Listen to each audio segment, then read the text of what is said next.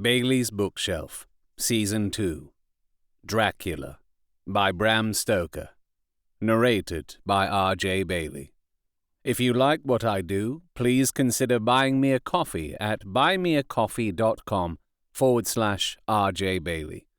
For business inquiries, please contact Robert J. Bailey at gmail.com or tweet at R.J. Bailey. Chapter 24. Dr. Seward's Phonograph Diary, spoken by Van Helsing. This to Jonathan Harker. You are to stay with your dear Madam Mina. We shall go to make our search, if I can tell it so, for it is not search but knowing, and we seek confirmation only. But do you stay and take care of her today. This is your best and most holiest office. This day nothing can find him here. Let me tell you that, so you will know what we foreknow already, for I have told them. He, our enemy, hath gone away. He hath gone back to his castle in Transylvania. I know it so well, as if a great hand of fire wrote it on the wall. He hath prepared for this in some way, and that last earth box was ready to ship somewheres. For this he took the money. For this he hurry at the last, lest we catch him before the sun go down. It was his last hope, save that he might hide in the tomb that he think poor Miss Lucy, being as he thought like him, keep open to him. But there was not of time. When that fail, he make straight for his last resource, his last earthwork, I might say, did I wish double entente. He is clever, oh, so clever. He know that his game here was finished, and so he decide he go back home. He find ship going by the route he came, and he go in it. We go off now to find what ship and whither bound. When we have discovered that, we come back and tell you all. Then we will comfort you and poor dear Madam Mina with new hope. For it will be hope when you think it over, that all is not lost. This very creature that we pursue, he take hundreds of years to get so far as London, and yet in one day, when we know of the disposal of him, we drive him out. He is finite, though he is powerful to do much harm and suffers not as we do. But we are strong, each in our purpose, and we all are more strong together. Take heart afresh, dear husband of Madam Mina. This battle is but begun, and in the end we shall win, so sure as that God sits on high to watch over his children. Therefore, be of much comfort till we return. Van Helsing. Jonathan Harker's Journal.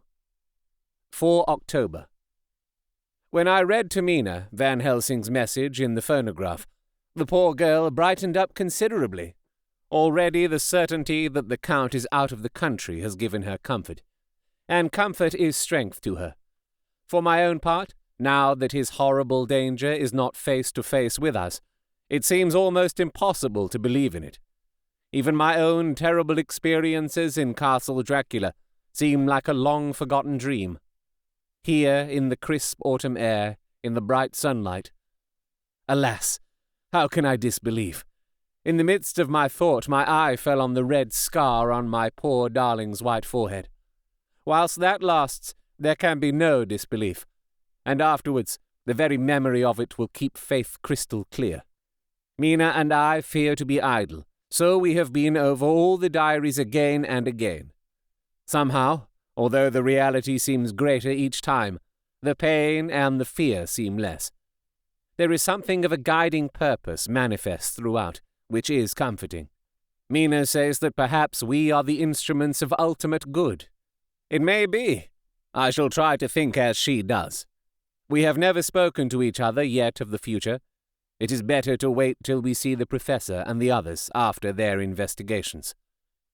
The day is running by more quickly than I ever thought a day could run for me again. It is now 3 o'clock. Mina Harker's Journal. 5 October, 5 p.m. Our meeting for report. Present, Professor Van Helsing, Lord Godalming, Dr. Seward, Mr. Quincy Morris, Jonathan Harker, Mina Harker. Dr. Van Helsing described what steps were taken during the day to discover on what boat and whither bound Count Dracula made his escape. As I knew that he wanted to get back to Transylvania, I felt sure that he must go by the Danube mouth, or by somewhere in the Black Sea, since by that way he come. It was a dreary blank that was before us, omni ignotum pro magnifico, and so with heavy hearts we start to find what ships leave for the Black Sea last night. He was in sailing ship, since Madam Mina tell of sails being set. These not so important as to go in your list of the shipping in the Times, and so we go, by suggestion of Lord Godalming, to your Lloyd's, where are note of all ships that sail, however so small. There we find that only one Black Sea-bound ship go out with the tide. She is the Tsarina Catherine, and she sailed from Doolittle's Wharf for Vanna, and thence on to other parts and up the Danube. So, said I, this is the ship whereon is the Count. So off we go to Doolittle's Wharf, and there we find a man in an office of wood so small that the man look bigger than the office. From him we inquire of the goings of the Tsarina Catherine. He swear much, and he red face and loud of voice, but he good fellow all the same. And when Quincy gave him something from his pocket, which crackle as he roll it up, and put it in a so small bag, which he have hid deep in his clothing, he still better fellow, and humble servant to us. He comes with us, and ask many men who are rough and hot. These be better fellows too, when they have been no more thirsty. They say much of blood and bloom, and of others, which I comprehend not, though I guess what they mean. But nevertheless, they tell us all things which we want to know. They make known to us among them how last afternoon, at about 5 o'clock, comes a man so hurry, a tall man, thin and pale, with high nose and teeth so white, and eyes that seem to be burning. That he be all in black, except that he have a hat of straw which suit not him or the time. That he scatter his money in making quick inquiry as to what ship sails for the Black Sea and for where.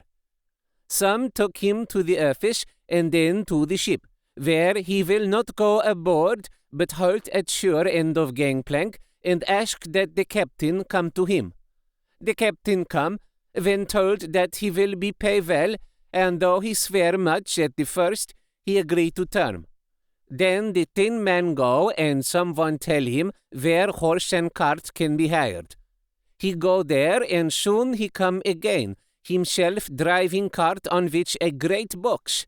This he himself lift down, though it takes several to put it on truck for the ship. He give much talk to captain as to how and where his box is to be placed. But the captain like it not, and swear at him in many tongues, and tell him that if he like he can come and see where it shall be. But he say no, that he come not yet, for that he have much to do. Whereupon the captain tell him that he had better be quick, with blood, for that his ship will leave the place of blood before the turn of the tide, with blood. Then the thin man smile and say that of course he must go when he think fit, but he will be surprised if he go quite so soon. The captain swear again, polyglot, and the thin man make him bow and thank him and say that he will so far intrude on his kindness as to come aboard before the sailing. Final, the captain, more red than ever, and in more tongues, tell him that he doesn't want no Frenchmen with bloom upon them and also with blood in his ship, with blood on her also. And so, after asking where they might be close at hand a ship where he might purchase ship forms, he departed. No one knew where he went or bloomin' well cared, as they said, for they had something else to think of. Well, with blood again, for it soon became apparent to all that the Tsarina Catherine would not sail as was expected. A thin mist began to creep up from the river, and it grew and grew, till soon a dense fog enveloped the ship and all around her. The captain swore polyglot, very polyglot, polyglot with bloom and blood, but he could do nothing. The water rose and rose, and he began to fear that he would lose the tide altogether. He was in no friendly mood, when, just at full tide, the Tin Man came up the gangplank again and asked to see where his box had been stowed. Then the captain replied that he wished that he and his box, old and with much bloom and blood, were in hell. But the Tin Man did not be offended, and went down with the mate and saw where it was placed, and came up and stood a while on deck in fog. He must have come up by himself, for none noticed him. Indeed, they thought not of him, for soon the fog began to melt away, and all was clear again. My friends of the thirst and the language that was of bloom and blood laughed, as they told how the captain's swears exceeded even his usual polyglot, and was more than ever full of picturesque. When, on questioning other mariners who were on movement up and down on the river that hour, he found that few of them had seen any of fog at all, except where it lay round the wharf. However, the ship went out on the ebb tide, and was doubtless by morning far down the river mouth. She was by then, when they told us, well out to sea. And so, my dear Madam Mina, it is that we have to rest for a time, for our enemy is on the sea, with the fog at his command, on his way to the Danube mouth. To sail a ship takes time, go she never so quick, and when we start we go on land more quick, and we meet him there. Our best hope is to come on him when in the box between sunrise and sunset, for then he can make no struggle, and we may deal with him as we should. There are days for us, in which we can make ready our plan. We know all about where he go, for we have seen the owner of the ship, who have shown us invoices and all papers that can be. The box we seek is to be landed in Varna, and to be given to an agent, one Ristix, who will there present his credentials, and so our merchant friend will have done his part. When he asks if there be any wrong, for that so he can telegraph and have inquiry made at Varna, we say no, for what is to be done is not for police or of the customs. It must be done by us alone and in our own way. When Dr. Van Helsing had done speaking, I asked him if he was certain that the Count had remained on board the ship. He replied, "We have the best proof of that, your own evidence, when in the hypnotic trance this morning." I asked him again if it were really necessary that they should pursue the Count, for, I dread Jonathan leaving me, and I know that he would surely go if the others went. He answered in growing passion, at first quietly. As he went on, however, he grew more angry and more forceful, till in the end we could not but see wherein was at least some of that personal dominance which made him so long a master amongst men. Yes, it is necessary, for your sake in the first, and then for the sake of humanity. This monster has done much harm already in the narrow scope where he finds himself, and in the short time when as yet he was only as a body groping his so small measure in darkness and not knowing. All this have I told these others. You, my dear Madam Mina, will learn it in the phonograph of my friend John, or in that of your husband. I have told them how the measure of leaving his own barren land, barren of peoples, and coming to a new land where life of men teems till they are like the multitude of standing corn, was the work of centuries. Were another of the undead like him to try to do what he has done, perhaps not all the centuries of the world that have been, or that will be, could aid him. With this one, all the forces of nature that are occult and deep and strong must have worked together in some wondrous way. The very place where he hath been alive, undead, for all these centuries, is full of strangeness of the geologic and chemical world. There are deep caverns and fissures that reach none know whither. There have been volcanoes, some of whose openings still send out waters of strange properties and gases that kill or make to vivify. Doubtless, there is something magnetic or electric in some of these combinations of occult forces which work for physical life in strange way. And in himself were from the first some great qualities. In a hard and warlike time, he was celebrated that he have more iron nerve, more subtle brain, more braver heart than any man. In him some vital principle have in strange way found their utmost, and as his body keep strong and grow and thrive, so his brain grow too. All this without that diabolic aid which is surely to him, for it have to yield to the powers that come from and are symbolic of good. And now this is what he is to us. He have infected you. Oh, forgive me, my dear, that I must say such, but it is for good of you that I speak. He infect you in such wise that even if he do no more, you have only to live in your own old sweet way. And so, in time, that which is of men's common lot and with God's sanction shall make you like to him. This must not be. We have sworn together that it must not. Thus are we ministers of God's own wish, that the world and men for whom his Son died will not be given over to monsters whose very existence would defame him. He have allowed us to redeem one soul already, and we go out as the old knights of the cross to redeem more. Like them, we shall travel towards the sunrise, and like them, if we fall in good course. He paused, and I said, But will not the Count take his rebuff wisely? Since he has been driven from England, will he not avoid it, as a tiger does the village from which he has been hunted? Aha! He said. Your simile of the tiger, good for me, and I shall adopt him. Your man-eater, as they of India call the tiger, who has once tasted blood of the human, care no more for the other prey, but prowl unceasing till he get him. This that we hunt from our village is a tiger too, a man-eater, and he never cease to prowl. Nay, in himself, he is not one to retire and stay afar. In his living life, he go over the Turkey frontier and attack his enemy on his own ground.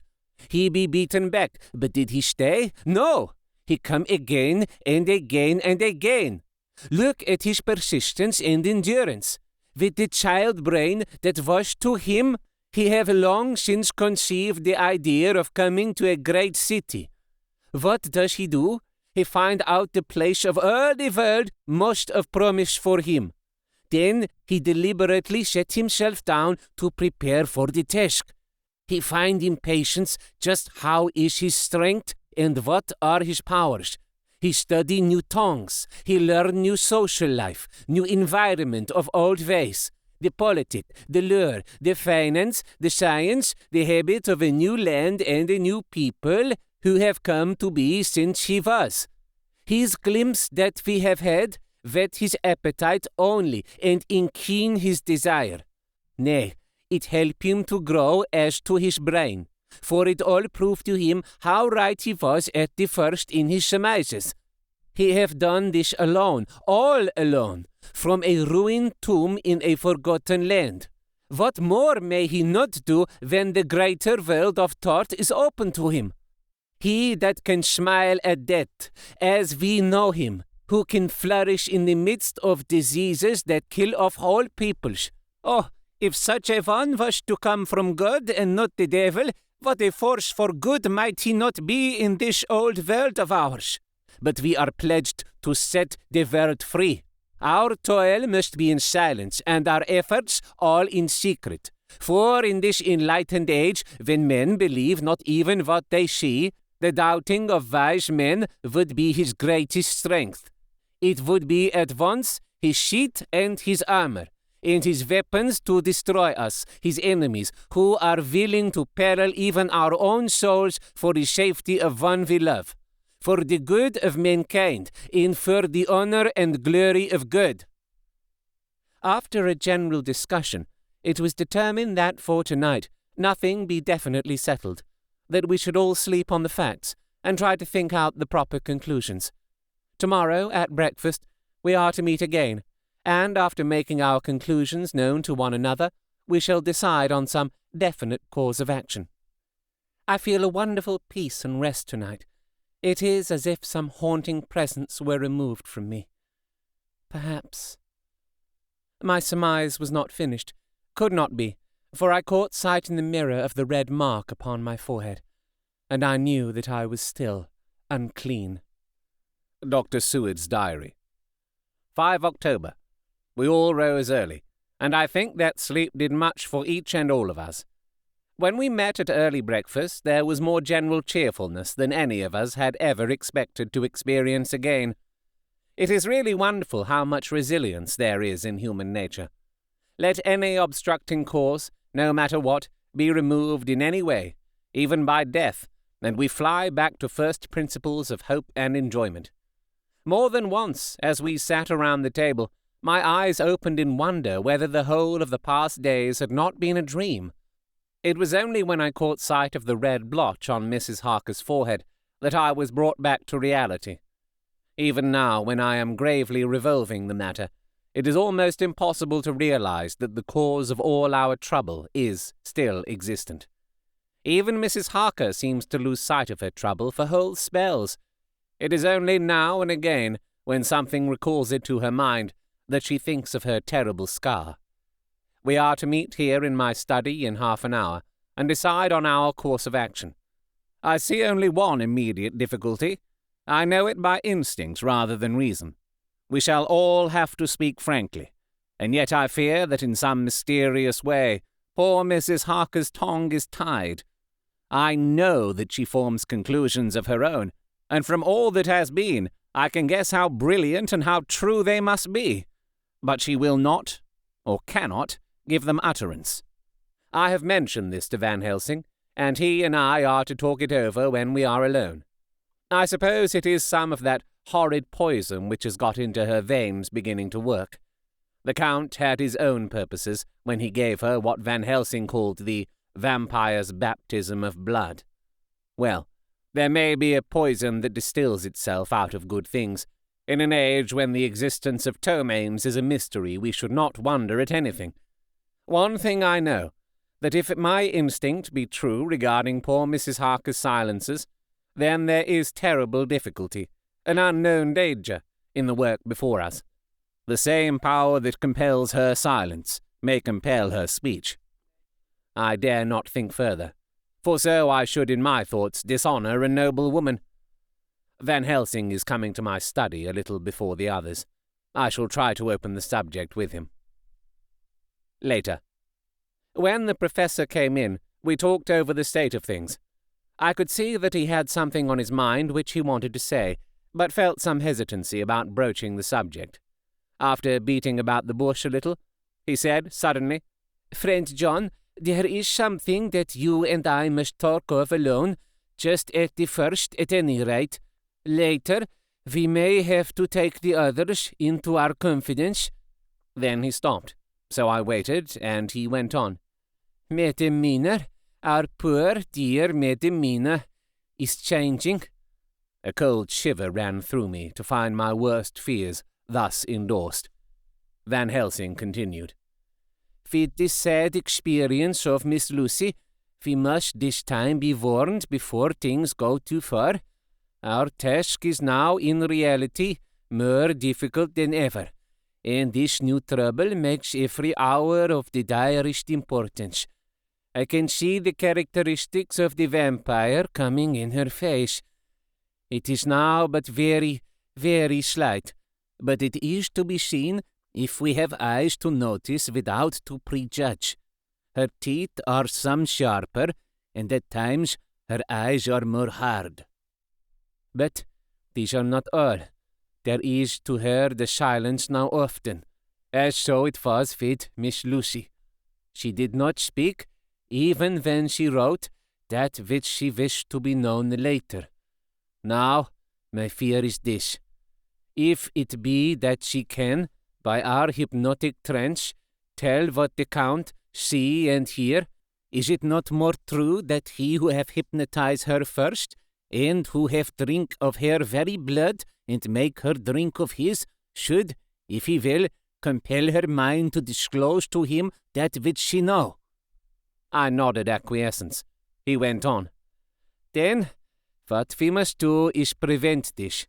We must keep her ignorant of our intent, and so she cannot tell what she know not. This is a painful task. Oh, so painful that it heartbreak me to think of. But it must be. When today we meet, I must tell her that for reason which we will not to speak, she must not more be of our counsel, but be simply guarded by us. He wiped his forehead, which had broken out in profuse perspiration at the thought of the pain which he might have to inflict upon the poor soul already so tortured. I knew that it would be some sort of comfort to him if I told him that I also had come to the same conclusion, for, at any rate, it would take away the pain of doubt. I told him, and the effect was as I expected. It is now close to the time of our general gathering.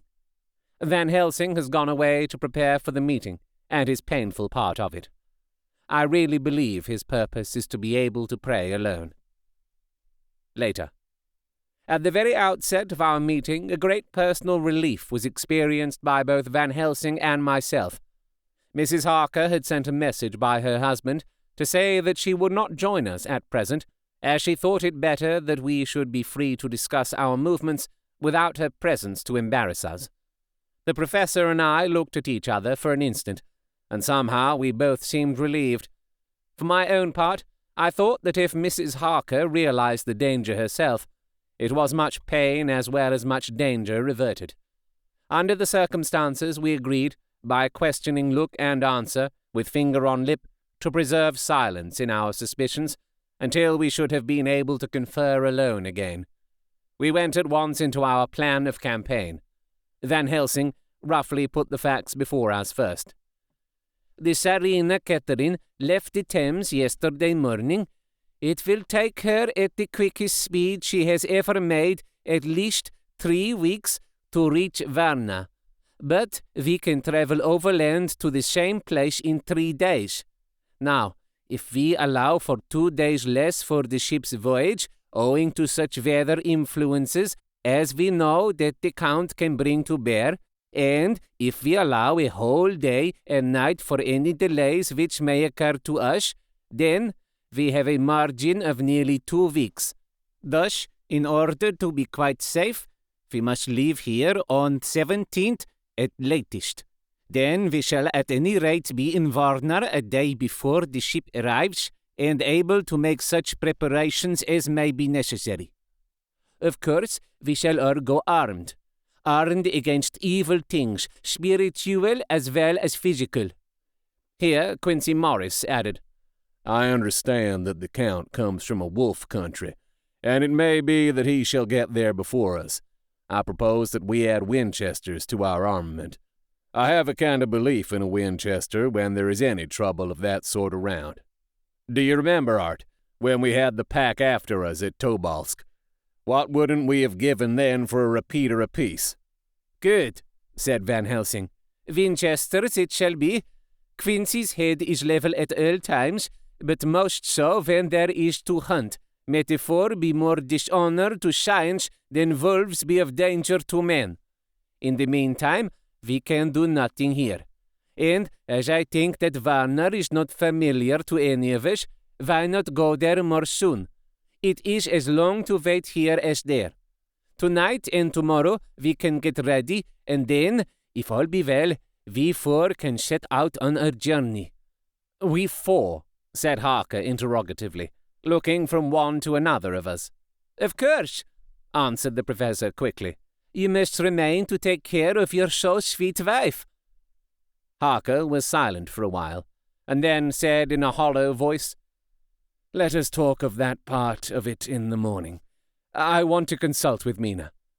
I thought that now was the time for Van Helsing to warn him not to disclose our plans to her, but he took no notice.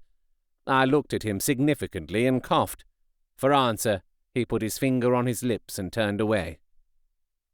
Jonathan Harker's Journal. 5 October, afternoon.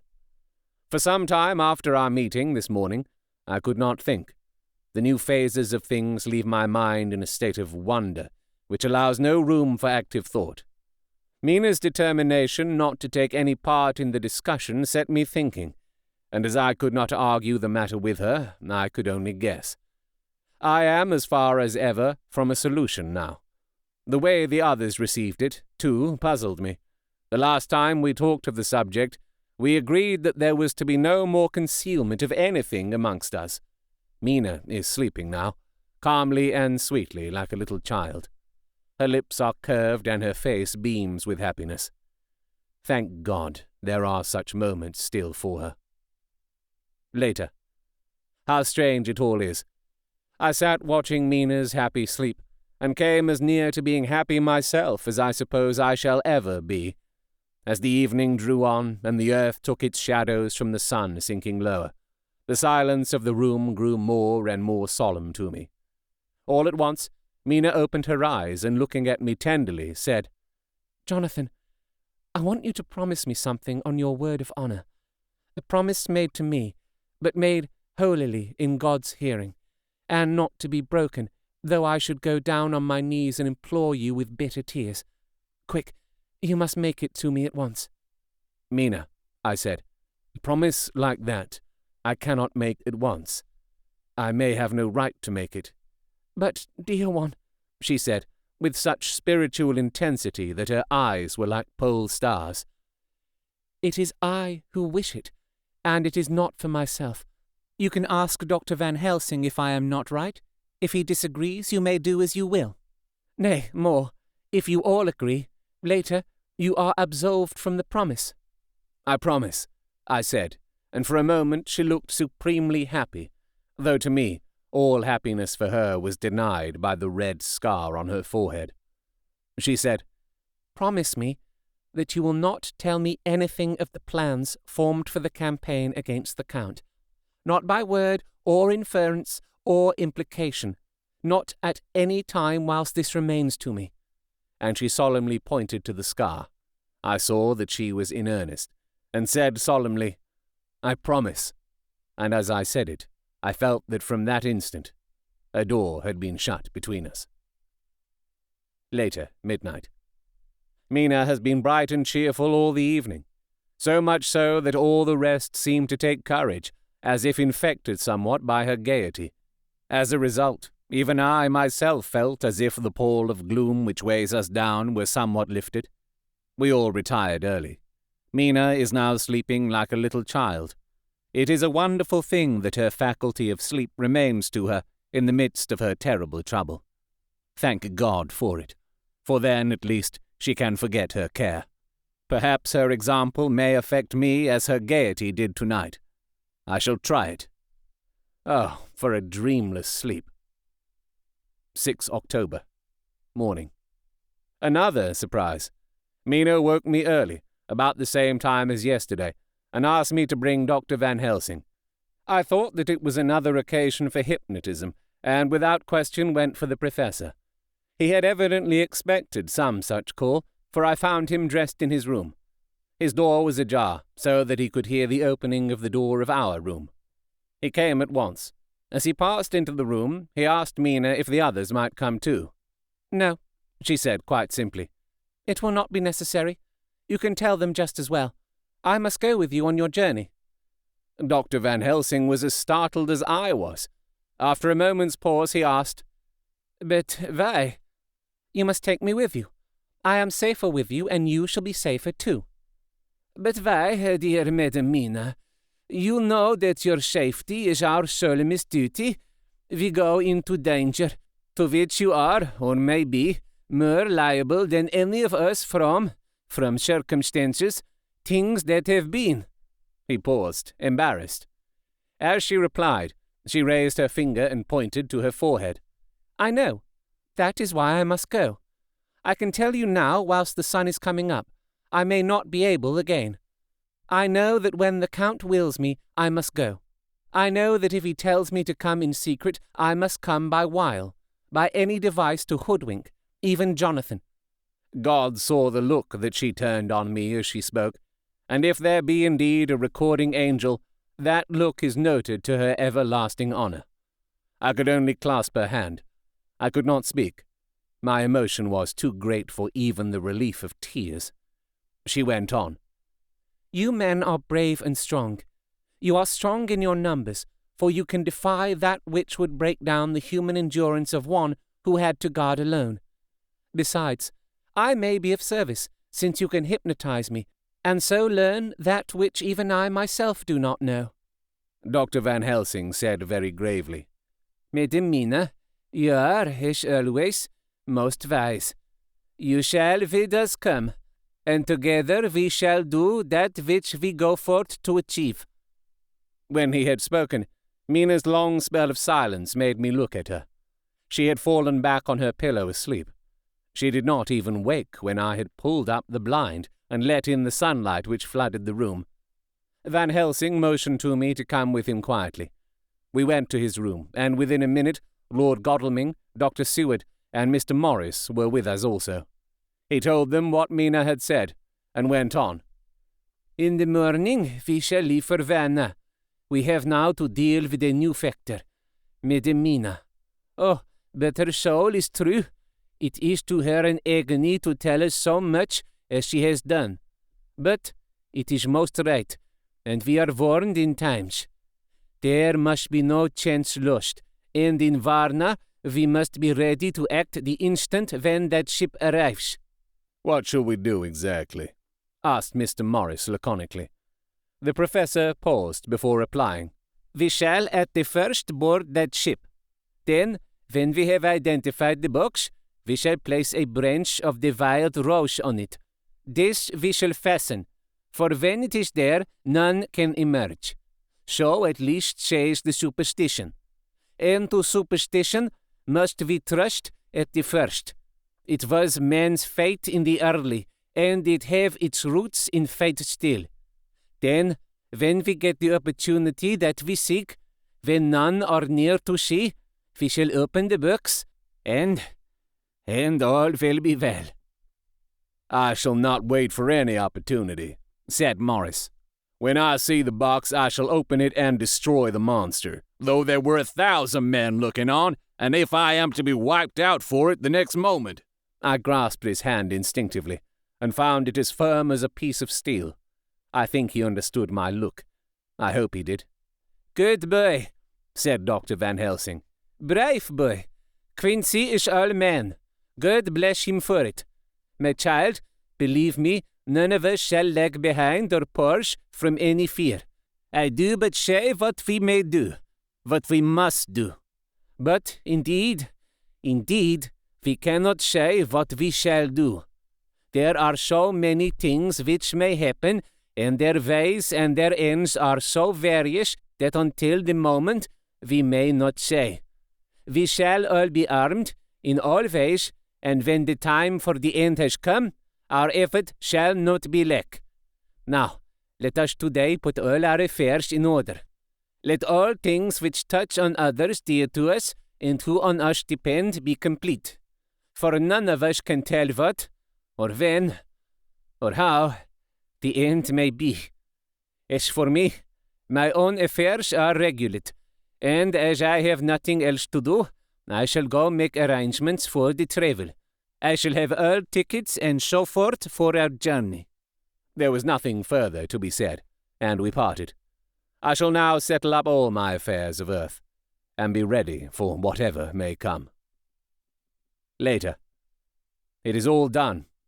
My will is made and all complete. Mina, if she survive, is my sole heir. If it should not be so, then the others who have been so good to us shall have remainder. It is now drawing towards the sunset. Mina's uneasiness calls my attention to it. I am sure that there is something on her mind which the time of exact sunset will reveal. These occasions are becoming harrowing times for us all, for each sunrise and sunset opens up some new danger, some new pain, which, however, may in God's will be means to a good end. I write all these things in the diary, since my darling must not hear them now. But if it may be that she can see them again, they shall be ready. She is calling me. You have been listening to Dracula, narrated by me, R.J. Bailey. If you would like to commission me to create an audiobook for you or advertise on this podcast, please contact me at robertjbailey@gmail.com or on Twitter @RJBailey. This book will also be available to buy without all this podcasting waffle. If this was a live recording at a free event and you thought, "Hey, I'd like to buy that guy a decaf oat milk latte after the show," you can do so at buymeacoffee.com/RJBailey. All donations go towards making next season's audiobook, and literally coffee. While the novel Dracula is in the public domain, this recording is copyright to me, R.J. Bailey, 2022.